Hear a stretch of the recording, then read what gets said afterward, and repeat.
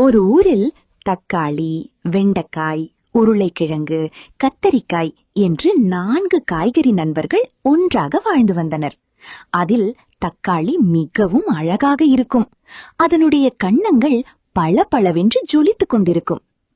அந்த தக்காளி மிகவும் பலசாலியாக கூட இருந்தது.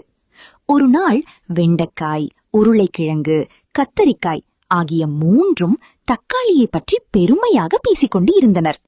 இதை 2 எலிகள் கேட்டுக்கொண்டிருந்தன. அந்த எலிகள் தங்களுக்கிடையே பேசிக்கொண்டன. நாம் எப்படியாவது இந்த தக்காளியை ருசி பார்த்தாக வேண்டும். எனவே அந்த 2 எலிகளும் இரவு தக்காளி தூங்கும்போது அதை கடத்திச் செல்லலாம் என்று முடிவெடுத்தனர்.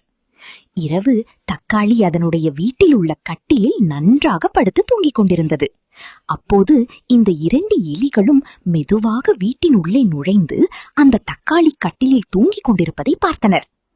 உடனே அந்த 2 எலிகளும் தக்காளியை படுத்திருந்த கட்டிலோடு தூக்கிச் செல்லலாம் என்று முடிவெடுத்தனர்.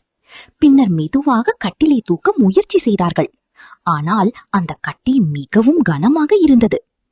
இருந்தாலும் அந்த 2 எலிகளும் ரொம்ப கஷ்டப்பட்டு தக்காளியை கட்டிலோடு தூக்கிக் கொண்டு அவர்கள் வீட்டிற்கு சென்றனர். பின்பு அந்த தக்காளியை சங்கிலியால் கட்டிவிட்டு அந்த எலிகள் 2ம் வெளியே சென்றது. சிறிது நேரத்திற்கு பிறகு தக்காளி கண் விழித்து பார்த்தபோது தான் சங்கிலியால் கட்டப்பட்டிருப்பதை பார்த்து அதிர்ச்சி அடைந்தது. உடனே பலசாலியான அந்த தக்காளி தன்னுடைய பலத்தை பயன்படுத்தி அந்த சங்கிலியை உடைத்தது.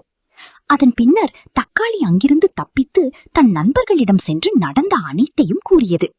நண்பர்கள் கத்தரிக்காய், உருளைக்கிழங்கு, வெண்டைக்காய் மற்றும் தக்காளி 4 பேரும் சேர்ந்து அந்த 2 எலிகளை தேடி அவர்களை பிடித்து நன்றாக பந்தாடினர்.